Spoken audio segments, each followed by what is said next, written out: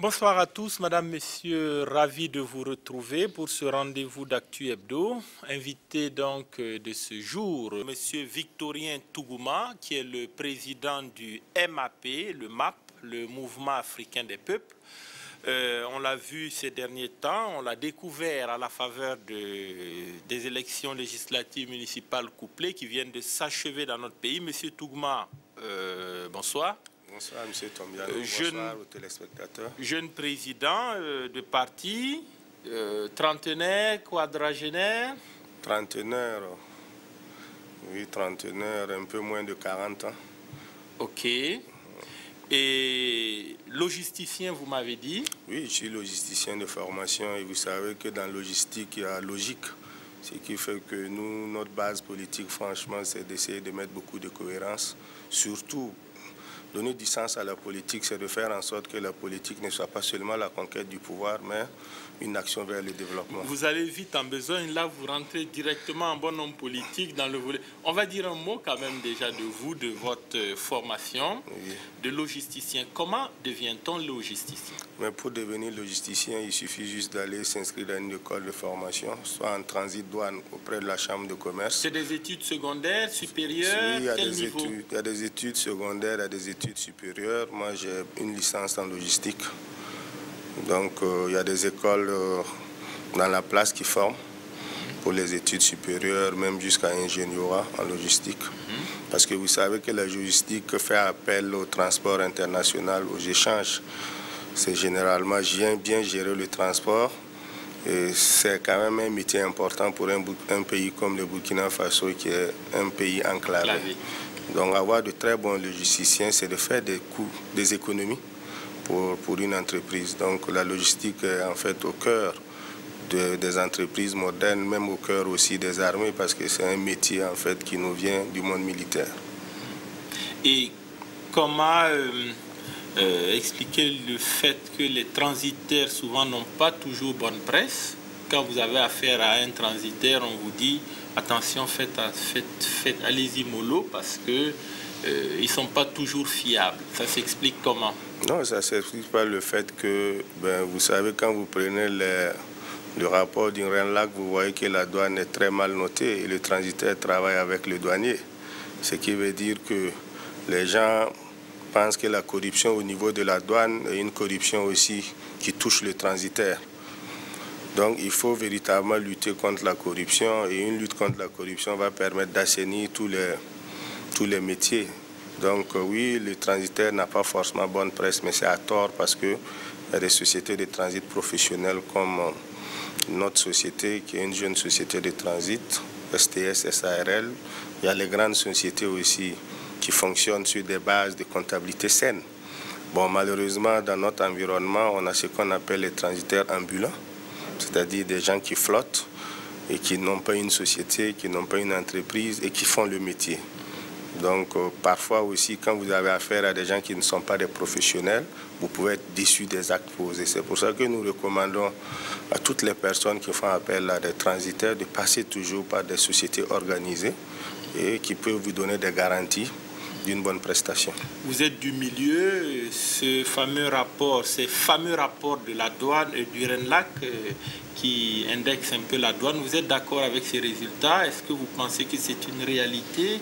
C'est pourtant un corps qui fait des pieds et des mains pour faire entrer des recettes et ce corps est souvent félicité pour les résultats produits. Non, on ne peut pas dire que ce n'est pas une réalité. Il faut pas... Nous sommes une génération qui doit faire face aux choses et reconnaître d'abord que c'est une réalité, c'est un début de solution. C'est vrai, il y a beaucoup de corruption dans le domaine du transit et de la douane, il ne faut pas le nier. Maintenant, quand il y a une faille dans le système, il y a toujours des gens qui profitent de ces failles. Donc plutôt que d'indexer la douane et puis les transitaires, il faut essayer d'améliorer. En quoi faire de façon concrète? C'est la loi. Comme le Burkina, on voit que des structures ont été mises en place. On parle de Cotecna qui est chargé de donner des prix. Je ne connais pas trop le domaine, mais Cotecna est censé améliorer. Oui, Cotecna, c'est l'inspection des marchandises avant embarquement pour aussi quand même, puisque la fraude se porte généralement sur la valeur. Vous savez, la taxation au Burkina se fait ad valorem, c'est-à-dire sur la valeur des marchandises. Donc, un importateur qui arrive à baisser la valeur de la marchandise triche par du même coup. Voilà. Il achète un produit à Singapour, il dit que le produit a coûté $1000, ça peut être coûté 2000 ou 3000 $. Absolument, donc c'est des pertes de recettes pour l'État. Et bon, Cotecna est quand même une bonne solution, mais aussi au niveau interne, il faut améliorer. On est en train de mettre en place des mécanismes de Sidonia qui permet aux gens de travailler, n'est-ce pas, à partir de leur bureau, pour faire les déclarations à partir de leur bureau. Ce qui fait qu'il y a moins de contact avec les douaniers. Ce système aurait dû être mis en place depuis janvier 2012, mais il n'a pas pu fonctionner pour éviter le contact, parce que c'est les rapports humains qui font parfois qu'on peut aller vers la corruption. Donc il faut aller dans ce sens. Il faut aussi aller dans le sens de la formation. Donc, il faut que les gens comprennent que le pays, s'il se développe, c'est dans l'intérêt de tout le monde, mais s'il est dans la misère et dans la pauvreté, ça n'arrange personne. Donc il faut une conscience citoyenne. Mais par-delà tout, il faut aussi qu'il y ait des mécanismes de contrôle, tant au niveau de la douane qu'au niveau de tous les acteurs, de tous les citoyens. Parce que s'il y a des enrichissements illicites qu'on ne peut pas contrôler, ça va être difficile. C'est pour ça qu'au MAP, nous pensons qu'il est temps de mettre une police financière en place, qui puisse accompagner les services des douanes et des impôts, qui puisse regarder le niveau de vie des gens, parce qu'on ne peut pas s'enrichir du jour au lendemain. Il faudrait pouvoir justifier comment on a eu son argent.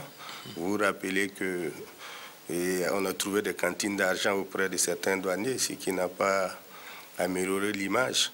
Et quand on a de l'argent, on doit pouvoir dire d'où cet argent vient. Pour certains, parlant de ces cantines, on en a beaucoup fait cas. Certains n'hésitent pas à dire ce sont des donations, c'est normal. Quand vous êtes à un poste de responsabilité comme DG des douanes, on vous fait des dons. Faut-il accepter ces dons ou les refuser? Comment vous analysez tout cela? Mais moi, je pense que quand on fait son métier, on n'a pas accepté des dons d'un prestataire. C'est-à-dire qu'il n'y a pas de gratuité dans la vie. Quand vous recevez quelque chose, il y aura un service en retour. Donc, un haut fonctionnaire ne peut pas accepter des dons. C'est carrément de la collusion. Forcément, ça appelle à des services en retour, et ces services en retour, ça permet la fraude. Donc, pour nous, ce n'est pas normal. Quand on fait son métier correctement, on le fait au nom de l'État, on le fait pour son pays, et son salaire doit suffire. Et que ces dons-là puissent aller. Allez-y construire des hôpitaux, des écoles, faites des routes avec ces dons.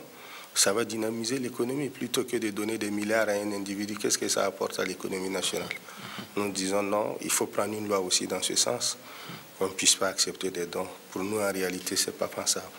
Monsieur Guiraud, dont on a parlé dans cette affaire, finalement a été remis en liberté provisoire. Le procès n'a pas encore eu lieu. Il a pu se présenter aux élections, comme vous d'ailleurs.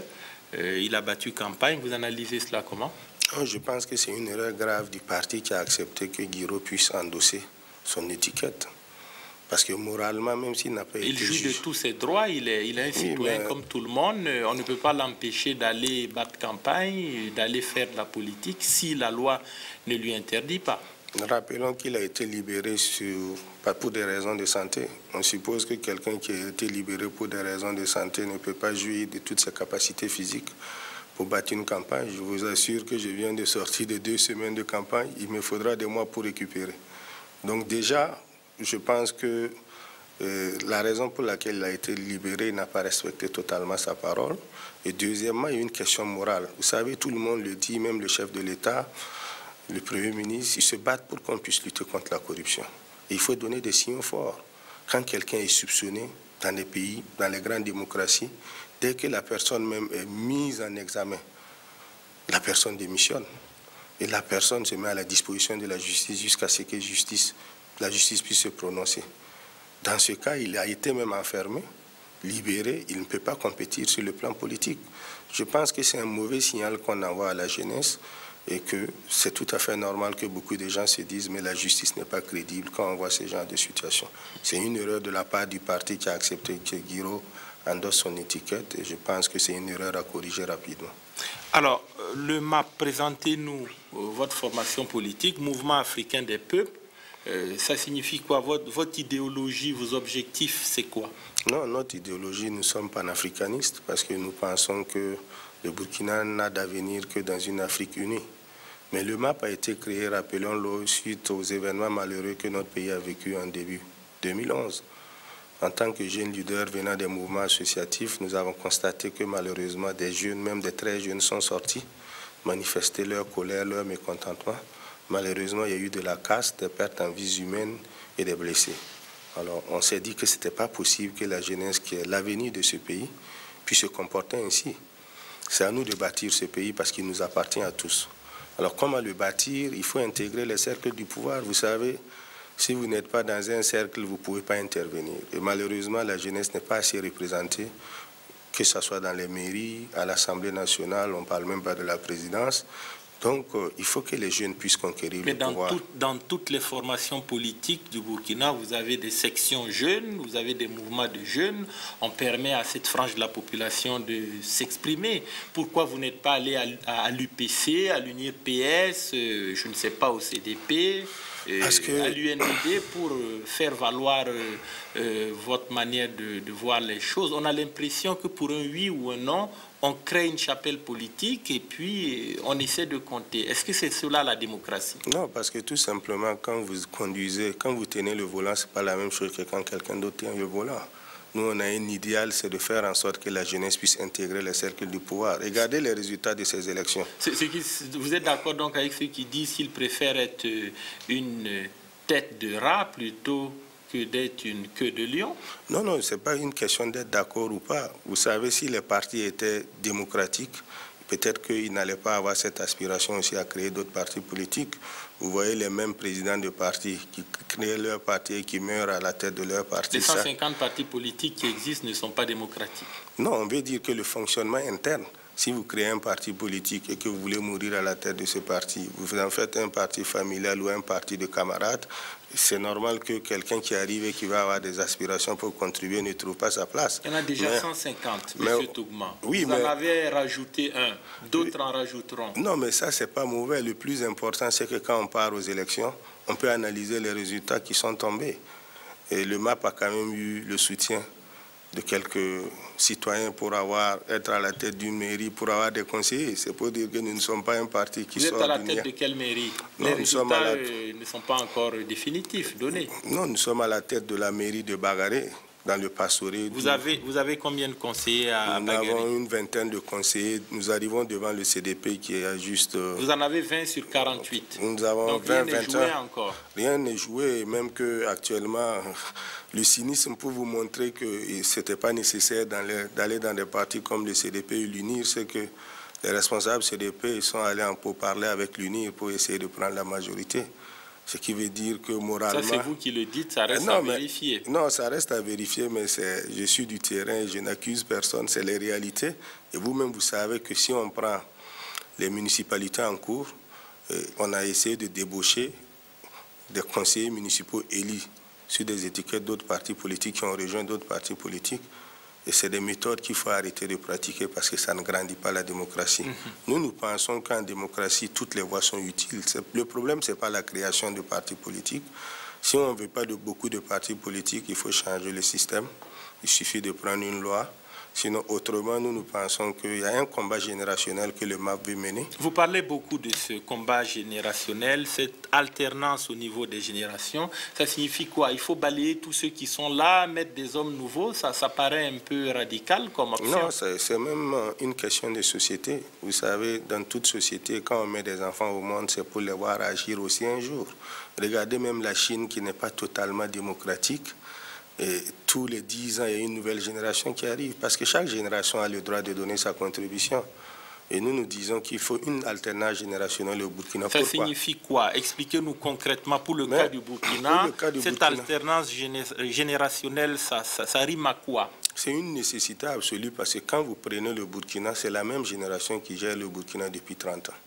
La génération de la révolution, de la rectification et du début de la démocratie, c'est les mêmes personnes.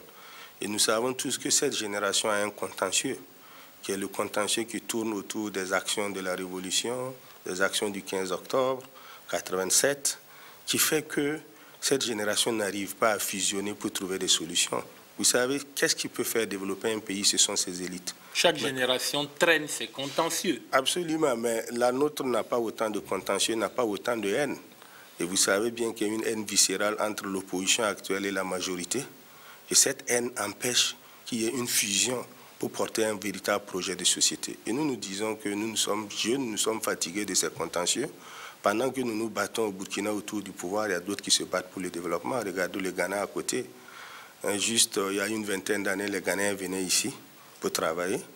Maintenant, c'est un pays qui arrive à se développer parce qu'ils ont pu régler le contentieux, le passif de la révolution en 92 en faisant une loi d'amnistie et en acceptant que c'est le citoyen qui doit désigner les meilleurs pour piloter l'avenir du pays. Malheureusement, le Burkina n'a pas pu prendre ce virage et véritablement, il faudrait qu'on accompagne cette génération à la retraite pour qu'une nouvelle génération puisse arriver aux affaires avec moins de passifs et essayer de donner un nouveau projet de société.